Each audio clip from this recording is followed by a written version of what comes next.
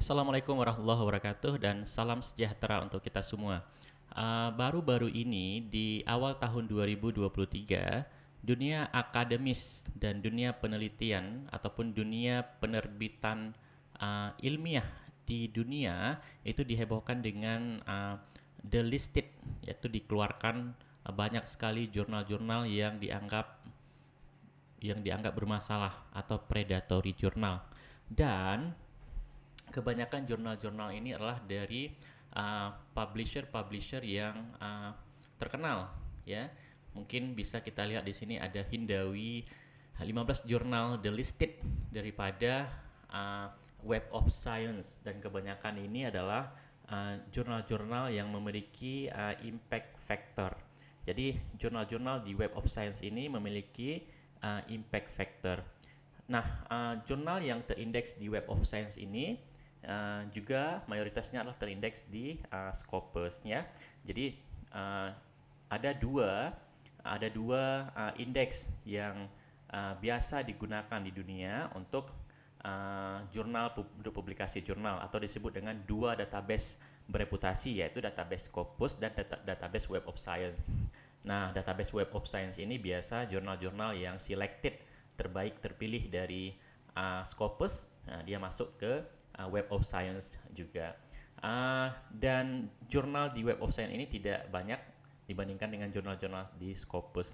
Untuk negara-negara yang maju seperti misalnya Amerika ataupun UK ataupun di Hong Kong, mereka sudah tidak menggunakan standar Scopus tapi sudah menggunakan standar Web of Science ini, ya, yaitu dengan jurnal-jurnal yang memiliki impact factor. Nah, jadi ada tiga sub database di Web of Science ini. Ada SSCI. SSCI itu adalah Social Science Citation Index untuk jurnal-jurnal yang psikologi misalnya, sosiologi, pendidikan, ya, ekonomi, politik, dia biasa masuk di SSCI. Kemudian yang kedua adalah jurnal yang science, SCI namanya, Science Citation Index.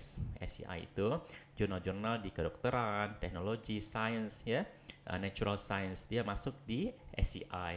Kebanyakan jurnal-jurnal SCI ini lebih banyak dibandingkan dengan jurnal yang social science tadi.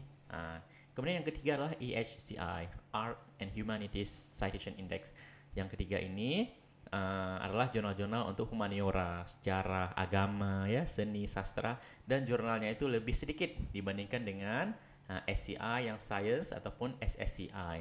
Makanya publikasi untuk yang Web of Science, yang jurusan humanities, art, sejarah, ya, humaniora itu agak lebih sulit publikasi di sini karena jumlah jurnalnya itu lebih sedikit yang terindeks di Web of Science ini. Nah, baru-baru ini sekitar 82 jurnal, ini ada 82 jurnal, ya, paling banyak dari Hindawi, the listed daripada Web of Science. Oke, dan kebanyakan ini adalah jurnal-jurnal yang dianggap predator, bermasalah. Ya, Hindawi ada 15, ya. Yang paling mengejutkan adalah Routledge. Routledge ini adalah publisher penerbit yang sangat ternama di dunia. 4 jurnal the listed uh, daripada Web of Science. Kemudian ada Wiley, Hindawi, mereka kerjasama ini berdua kolaborasi, 4 jurnal the listed.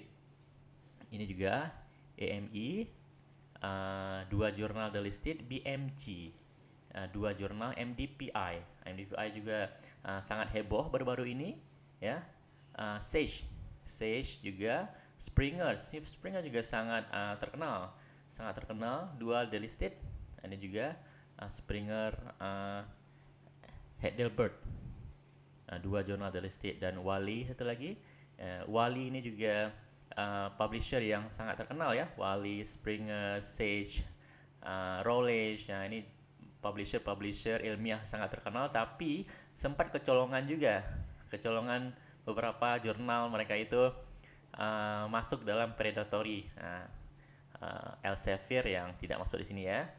Dan mereka pasti ini akan sangat hati-hati karena reputasi mereka itu sangat terpengaruh dengan the listed, ya, the listed daripada Web of Science. Kita lihat di sini. Di sini ada full yang delisted 2023, dan konon katanya ini akan terus berlanjut. Untuk delisted daripada Web of Science Kalau udah delisted di Web of Science, biasa di Scopus masih ada beberapa. Kalau kita search ini di Stimago, ini masih ada jurnal-jurnal ini, tapi di Web of Science sudah tidak ada gitu. Tapi bisa jadi nanti di Stimago Scopus juga sudah tidak lagi terindeks. Jadi artinya jurnal-jurnal yang sudah dihapus di Web of Science ini masih terindeks di Scopus, ya, karena mereka adalah database yang berbeda gitu. Karena Web of Science ini lebih tinggi sebenarnya derajatnya, ya, kastanya dibandingkan dengan Scopus. Uh, Oke, bisa kita lihat di sini Frontier. Ini Frontier juga banyak sekali yang delisted di sini. MDPI juga sangat banyak di sini. Dan saya juga pernah melakukan review terhadap MDPI ini. Jadi saya memberikan major revision untuk satu tulisan di MDPI. Kemudian tidak lama setelah 2 minggu, autornya mengembalikan kepada editor dan editornya langsung membuat keputusan. Anehnya langsung membuat keputusan diterima uh, uh, tanpa memberikan kembali kepada si reviewer, kepada saya. Saya pun terkejut. Kok tiba-tiba jurnal artikel yang saya review tersebut saya berikan major revision, tiba-tiba sudah accepted oleh si editor. Nah, dari situ saya mulai curiga. MDPI ini prosesnya sangat cepat, tapi tidak memenuhi standar review yang benar. Bahkan jurnal-jurnal nasional terakreditasi di Indonesia itu lebih bagus standar reviewnya, itu dikembalikan kepada reviewer lagi untuk dinilai apakah bisa diterima atau tidak gitu. Kalau kita lihat biaya publikasi, ya, Frontier misalnya, itu juga sangat mahal biaya publikasi, bahkan di atas 3.000, ya, 1.000. Nah, ini juga harus sangat berhati-hati dalam memilih jurnal ketika bayarannya itu sangat mahal. Kalau dirupiahkan misalnya, uh, yang indeks Scopus itu masih harga di bawah 5 jutaan, itu masih standar di bawah 5 jutaan, 4 juta, 3 juta, 5 juta. Tapi kalau sudah di atas 5 jutaan, bahkan di atas 10 juta, ada yang bahkan di atas 20 juta, di atas 30 juta untuk satu saja publikasi, itu harus uh, sangat berhati-hati. Nah, kita lihat misalnya MDPI itu sampai 2000, 1000, ya, untuk publikasinya. Ini di sini ada sangat lengkap publikasi untuk semua publikasi jurnal, list-list jurnal daripada publisher MDPI. Kalau sudah di atas 10 juta rupiah untuk publikasi, itu harus sudah sangat berhati-hati dalam kita mempublikasikan jurnal kita. Nah, MDPI ini kasusnya sudah pernah ada tahun 2014. Nah, kalau kita buka di akses di Wikipedia, sudah pernah masuk dalam Jeffrey Field list, predatory list, ya, masuk ke Bill list pada tahun 2014, kemudian di remove pada tahun 2015. Jadi 2014 sudah mulai tercium bermasalah MDPI, kemudian di remove, kemudian bermasalah lagi sekarang, ya, bermasalah lagi sekarang, dan dimasukkan dalam blacklisted jurnal, predatory journal. Oke. Nah, apa yang harus dilakukan sebenarnya dalam mencegah terjadinya publikasi yang predatory yang seperti ini? Penulis harus sangat berhati-hati. Ada beberapa saran yang bisa dilakukan, yang bisa disarankan untuk penulis. Yang pertama, pastikan untuk mengecek cakupan subjek, scope. Berhati-hati dengan jurnal yang multidisciplinary, ya, yang publikasinya itu gado-gado, campur aduk semua bidang dia itu publish, tidak fokus pada satu bidang saja. Itu menjadi kecurigaan yang harus sangat kita hati-hati, karena delisted ini daripada database Scopus atau Web of Science bisa jadi besok, atau bisa jadi lusa, bulan depan, atau bisa jadi nanti malam, atau bisa jadi besok pagi. Jadi sudah mahal-mahal kita berbayar, tiba-tiba tidak diakui publikasinya. Kemudian kita juga harus melihat ketika publikasi itu, yang harus kita lihat itu adalah uh, bayarannya. Jika bayarannya itu sudah sangat mahal, di atas wajar, dia sudah main puluhan juta, maka itu sudah harus sangat berhati-hati. Sudah sangat berhati-hati karena sudah tidak wajar ya. Kita juga harus memeriksa reputasi daripada jurnal tersebut. Apalagi sekali publish itu, sekali publish satu isu itu sampai 20-30 artikel. Itu juga sangat dicurigai. Biasanya standarnya itu 10-12 masih normal. Ya, 10, 12, 13 artikel itu masih normal. Tapi kalau sudah puluhan sekali publish satu isu, itu sudah tidak wajar untuk jurnal. Kemudian juga kita harus periksa proses peer review. Kalau proses peer review-nya itu terlalu mudah, simple, kemudian tidak terlalu critical dalam di review jurnal kita untuk improvement, itu juga perlu kita waspadai. Kemudian juga desain daripada websitenya itu, apalagi websitenya itu menggunakan Gmail, tidak menggunakan email resmi daripada jurnal tersebut, ya. Desainnya itu juga harus kita perhatikan, apakah dia konsisten dalam publikasi, itu juga sangat penting. Apakah ada bolong-bolong dalam setiap publikasinya gitu, apakah website itu terawat atau tidak, itu juga sangat penting. Kalau kita lihat beberapa jurnal Scopus yang Q3, Q4 yang sangat-sangat rendah Q-nya itu, kadang-kadang website itu sangat tidak terawat, sangat tidak baik, websitenya sangat tidak rapi, itu juga perlu dicurigai. Kemudian sebagai penulis juga jangan mudah percaya ketika kita ditawarkan. Banyak sekali hari ini masuk email untuk menawarkan publikasi kepada mereka.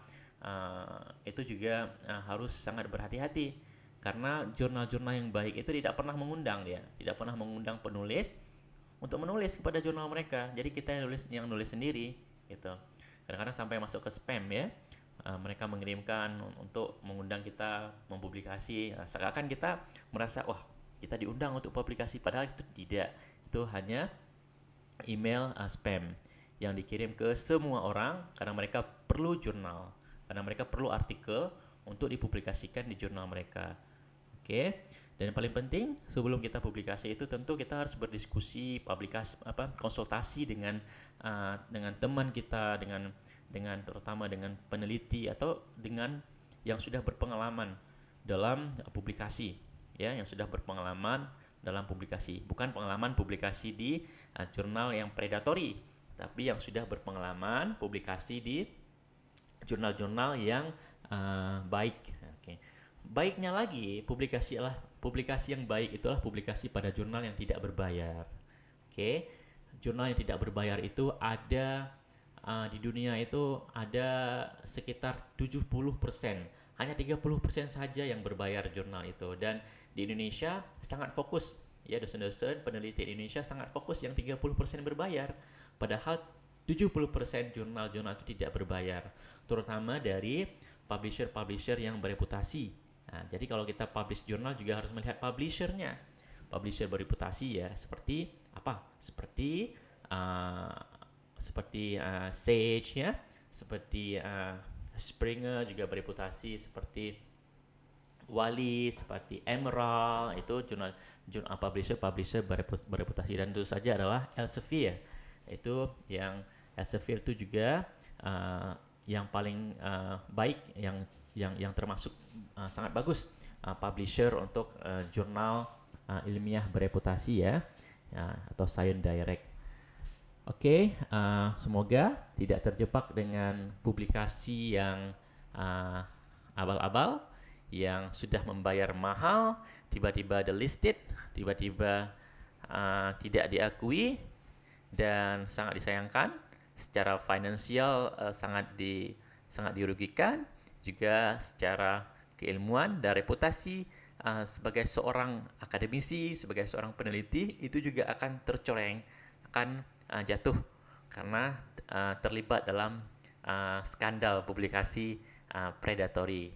Lebih bagus publikasi pada jurnal-jurnal yang biasa, bahkan jurnal nasional terakreditasi kadang lebih bagus dibandingkan dengan jurnal-jurnal yang bereputasi tapi diragukan, hanya fokus mereka pada bisnis oriented, mengejar keuntungan dari si penulis, tapi kualitasnya itu malah lebih buruk daripada jurnal-jurnal biasa yang nasional terakreditasi di Indonesia.